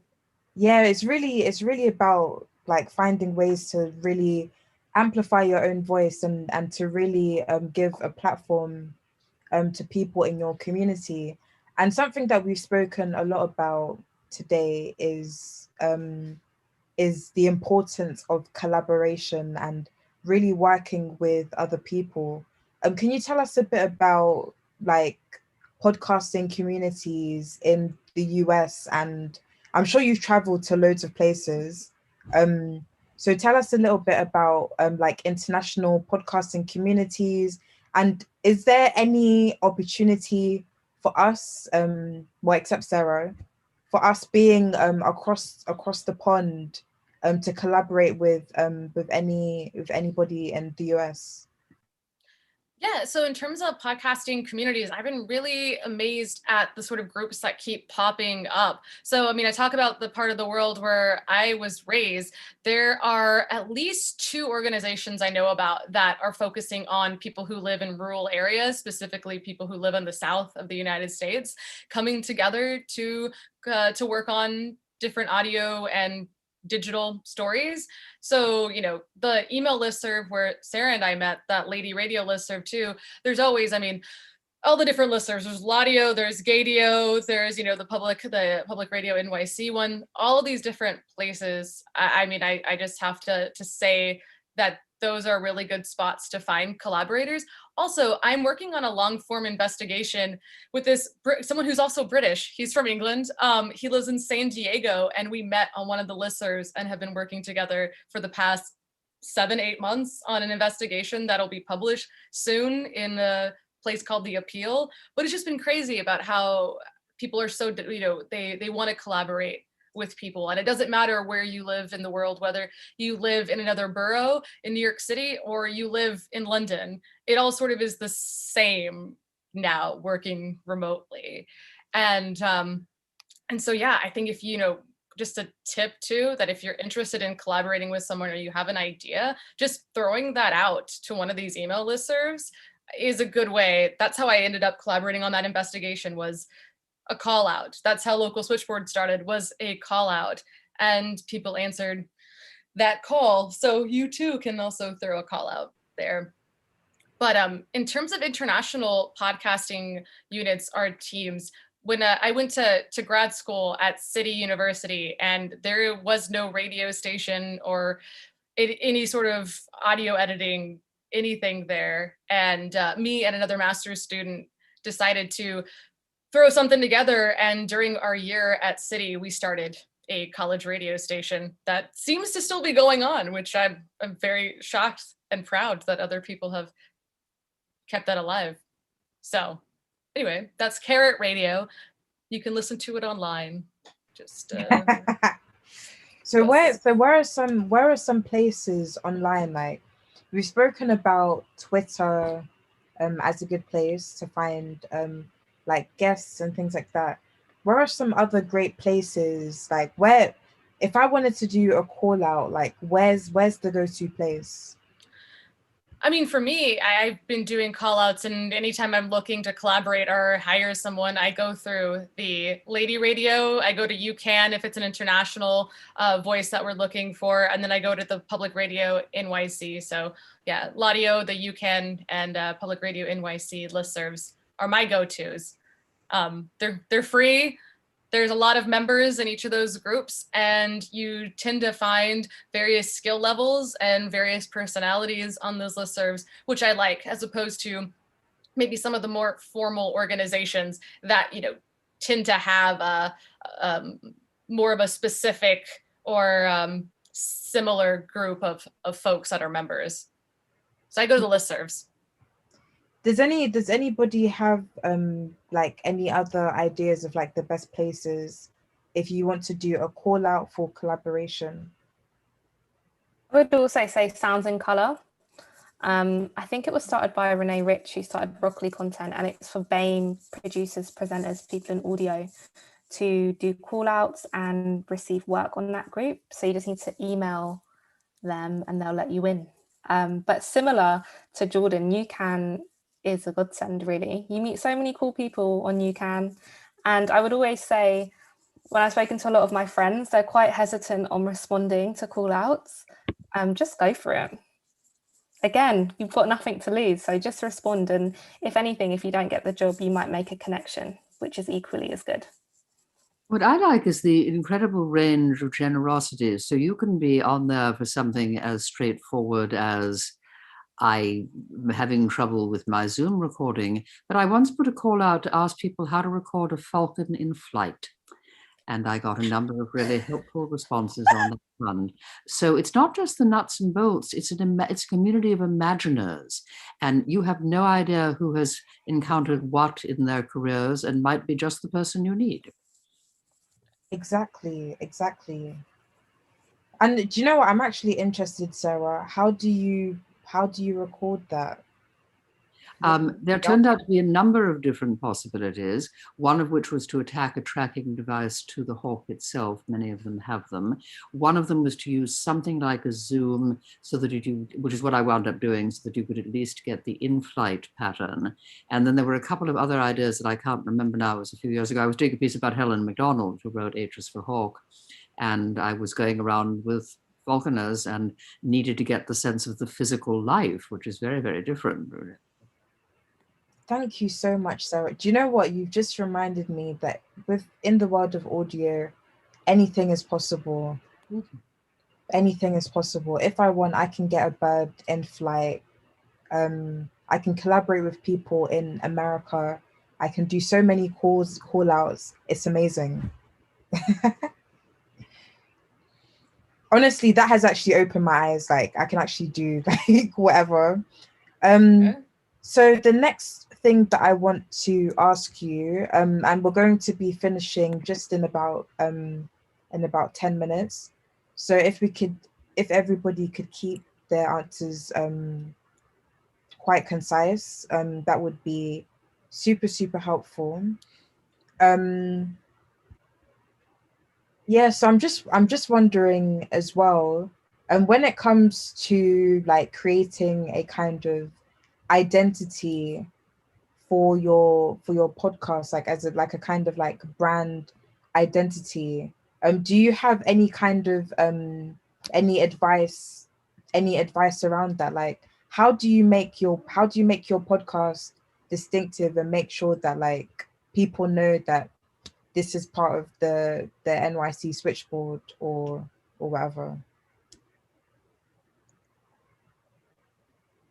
Jordan, you're our branding person, I think. Am I the branding person? Okay. I mean, for me, when we were thinking of the theme music, the theme music to me is probably the best part of the show. I really love our theme music. And the member that created it, we wanted it to sound like the city. We want it to sound like the thing we're covering. And she did a great job at having the subway sound and having the buskers down in the subway play. And I think that really has a life and heart of its own. I really love the music and it fits the show perfectly. So the theme music is a great identifier of what you want for your show in terms of branding. I don't know, Sarah, if you agree that you like the theme music or not. I love the theme music. I was thinking also, of course, that one of the ironies of our world is we are actually always on multiple platforms. So even though your product is audio, people spend a lot of time thinking about their visual representations as well. So part of what makes a site vivid is the sense that when you go there, you're inside a community of some kind. It may be the only argument we had as a group is we were kind of torn between wanting to sound like feisty contemporary women and wanting a nod to the older world that we were kind of aping in the title. And in fact, our page has people who look more like wax from the war. It's those old switchboard ladies, the funny, classy ones who didn't really get a shot at power, but clearly had it anyway. And we thought that was subtler in the end. We thought it was so the brand is partly about where your kind of resting place is, where your irony is. I seem to remember that Malcolm Gladwell's revisionist history has a kind of cartoony version of Malcolm on it because he's a very well-known writer, but he didn't want to look like somebody pompous.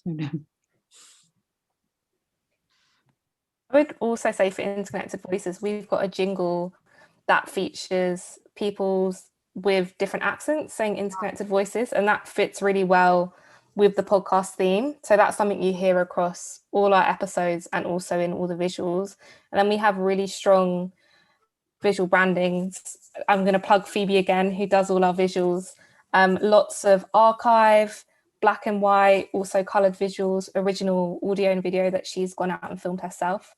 Some really beautiful, short, quick transition stuff she does. So I think that's kind of the style that we've ended up developing, which is really cool when you see kind of your brand grow. And that's something that I'm really proud of as well, because it wasn't meant to be mixed media when it started, but just through collaboration it happened. So that's really exciting. Yeah, I think with BBC Ouch, the name has almost transcended its. So I get asked all the time where the Ouch name comes from, and loads of people don't know. There is a website from 2014 where I think it's the second result on Google if you type in BBC Ouch, and it will tell you it's about halfway down that page. And it was basically come up with by the current editor of Ouch, who I think was the editor at the time.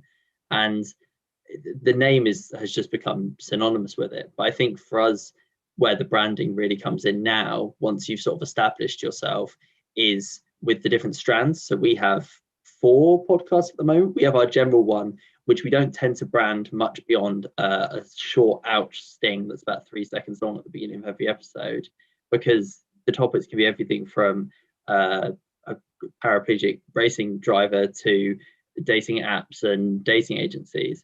But we've got a podcast called 1800 Seconds on Autism, which is it's hosted by the same 2 hosts every week. They're hilarious and take a really quirky look at everything and are very sort of upfront and fun. And so the music and everything reflects that. We've got Isolation Diaries, which is currently sort of to a couple who they're shielding basically from coronavirus at the moment. And it's always been sort of in quite a raw format. There's never been too much sort of overproduction done on it to reflect that sort of diary style that we're going for. So it's just, once you sort of start to diversify into strands, if you're going to have one overarching brand, it's making those strands unique enough so it doesn't just feel like another Ouch podcast that happens to have a different name. And I can definitely sort of distinguish within the first 10 seconds which strand I'm listening to, even if I haven't yet been told which podcast it is. Thanks, everyone. And I'm also wondering, just bringing this back to community radio. So how does everybody feel about the state of like community radio and podcast? Do we feel as though we're seeing enough stories told authentically? Are there things that we want to see more of, things we want to see less of? What does everybody think about what they've seen? I'm not asking you to bash people's work, by the way, but just to be just some honest reflections on how we can produce better work. Well, one thing I would like to see less of, at least here in the States, is I would like to see less celebrities get involved in podcasting, and less gatekeeper influence from Hollywood, if you will, or bigger outlets. So I would like to see a lot less of that. Yeah, I don't know how frank and honest I can be here, but I think we don't, in the UK at least, there's the same problem, and it isn't just an audio one, it's more of a TV one, to be honest, but we do have the same thing with audio personalities. And I can use this example because it's not the BBC. Heart having a breakfast show that isn't local anymore, it's the same national hosts, and that is the problem, is you don't need that recognizable host or celebrity, because chances are, 1, they're not the best person to tell that story, and 2, they don't know about the community. So the minute you get beyond that first episode that maybe gets loads of clicks on their name, and you start needing them to engage with that community more and more, they're not going to be able to do it. I mean, maybe they're going to have a very steep learning curve, and people like Stacey Dooley have relatively good success with that sort of thing. There are also examples like one of the documentaries she did where they will get it wrong, and that is one of the risks when you take on a big name over maybe someone who is a member of that community. Something that I would like to say that I think has been positive is I've seen lots of community grassroots grants pop up lately, which has been really nice to see for independent podcasts. I would say Content Queen is one I would plug. There's also the Wickers Awards that have been going for some time, but the application has become more accessible over recent years. So I would say having those grants available is brilliant for people who are independent podcasts. And I hope that more people apply. I think sometimes people can be turned off by really big grant forms, but I'm starting to see that more and more of these initiatives are becoming aware of that and often are hosting workshops to help you complete those grants. So that's something that everyone should look out for. And also there's Arts Council funding as well in the UK.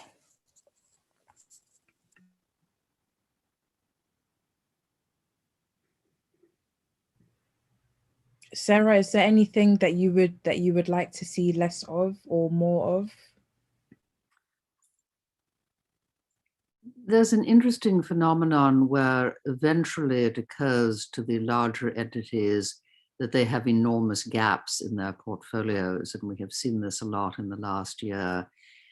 So the disadvantage of that is that it's still top down, but I think they have become better about realizing that if they find mechanisms to empower the facets that haven't been given a sufficient voice in their own fields, it is the only way they're going to dynamically change. So for instance, National Public Radio, which is the dominant public media entity in the States, has spent years realizing that it was so racially uneven and poorly staffed and not sufficiently attentive to stories, stopped trying to do that from the inside and instead created products that allowed it to happen directly from the community level.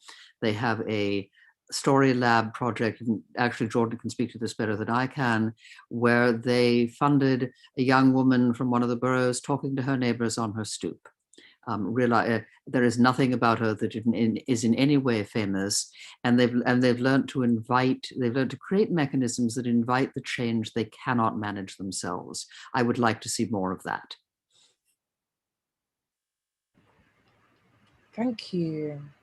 And we have just about 3 minutes left, so I'm going to just ask everybody just for a 30-second kind of summary of kind of the best tips that you would give to anybody that wants to really be successful within community audio. Obviously, success, you can define it in different ways, but whatever you feel is being successful, what is the main advice that you would give to people to achieve that? And then we're just going to end it there.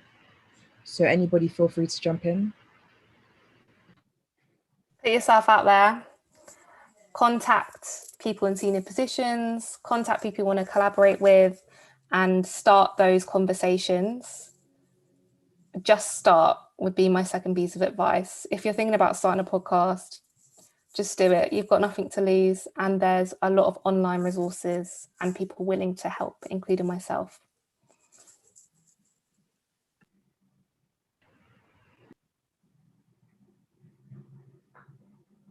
I almost feel as if the person you want to approach first is you. Think of yourself as having a version of you who asks all the tough questions. What's the actual idea? Why is it important? Why is it important now? How much time will it take? That kind of thing. Thinking of yourself as your first barrier to entry. And once you get through those, then you're ready to meet the world.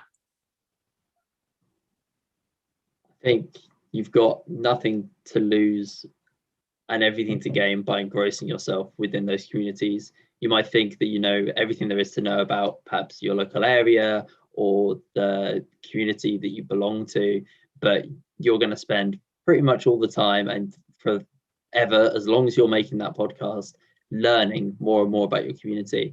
Embrace that, because if you're learning, even as you're interviewing someone, your listeners are going to be learning and they're going to gain just as much as you are from that. And I also think on that note too, that you might think that you don't know much or you don't have skills to share with people, but you do. And that's part of collaborating, is to learn from other people and have other people learn from you. You have something to share as well. Thank you, everybody, for those really, really great tips. I hope that those will be very helpful to somebody. And just to end, I know I said that was the last question, but everybody take this opportunity to plug your work or things that you think would be beneficial to anybody that's listening, any resources. So please feel free to do that. Charisse, do you want to begin? Sure. If you want to listen to my podcast, it's Interconnected Voices on all streaming platforms. If you want to see some of the visuals, it's the Instagram, which is interconnected_voices. If you want to talk to me, it is Aaliyah_Charisse X on Instagram and the same on Twitter. You can also just email me if you want to chat. I'm totally open to talk. And in terms of resources, I would say you can, there's a thread on Twitter called Audio People that I've joined, and it's really cool. And they share loads of stuff. Yeah, I think that's it from me. I hope that was helpful, people listening. Thank you so much, Charisse. Drew, do you have anything that you would like to share? Yeah, I guess if you are interested in BBC Ouch, please go check it out. I also think that in terms of resources, if you're a student, then your student radio station, absolutely the place to go. Very cool that you set up Carrot. Didn't know that. That's really cool. I learned most of the skills that are most valuable, even doing a degree that taught me to audio edit, from my student radio station and applying it. If you're not a student, obviously university in this country isn't cheap in that sense anymore. The sort of local community stations, I know that the one nearest me charges, I think, £30 for a year to be a member and to come. That's basically free training, free experience, sort of the kind of things that you are maybe paying much more for. But obviously also go into the collaborative spaces that the others have talked about, where people can share those skills with you. And yeah, if you're looking for a place to apply them, community radio is the best place in the UK, I think. Thank you. Jordan, do you have any advice? Yeah, well, for anyone that's interested in learning more about local switchboard or getting involved, and I would say that even if you do not live in the United States, you don't live in New York City, to still be able to reach out, and we can answer any audio production journalism questions and still help you out and see how you may be able to collaborate with us. We're at localswitchboard.nyc. And we are on all of these social media sites as well, but our handle kind of varies on different places. So I think like Twitter, it's Switchboard NYC. And if you just look up Local Switchboard on Facebook, it'll pop up. We're the only ones with Local Switchboard in our title. And Instagram, I think, is Switchboard NYC too. But I'm also at jgospore. You could see that on the side of me down here. And feel free to reach out and I can help answer any questions as well. Thank you. And Sarah, do you have anything that you want to plug, and any final advice or resources? Pretty much what she said. And it was just a reminder that one of the things we hope to do when we grow the project is to make it more of a training environment as well. So we absolutely welcome inquiries and partnerships and possible collaborations down the line. Amazing. Thank you all so much for joining the panel today. It was really amazing to have everybody be a part of it. And as I said at the start, today is Rise and Shine's second birthday. So shout out to Sarah Miles, who founded Rise and Shine, for all of her brilliant work, arranging these workshops and connecting all of us together, and really contributing a lot to the audio community for free. So big shout out to Sarah. Again, thank you to everybody that joined, and thank you everybody that has listened today. If you want to know more about everybody that spoke today and joined our panel. We will be plugging their podcasts and information on our Twitter, and we hope to see you in the next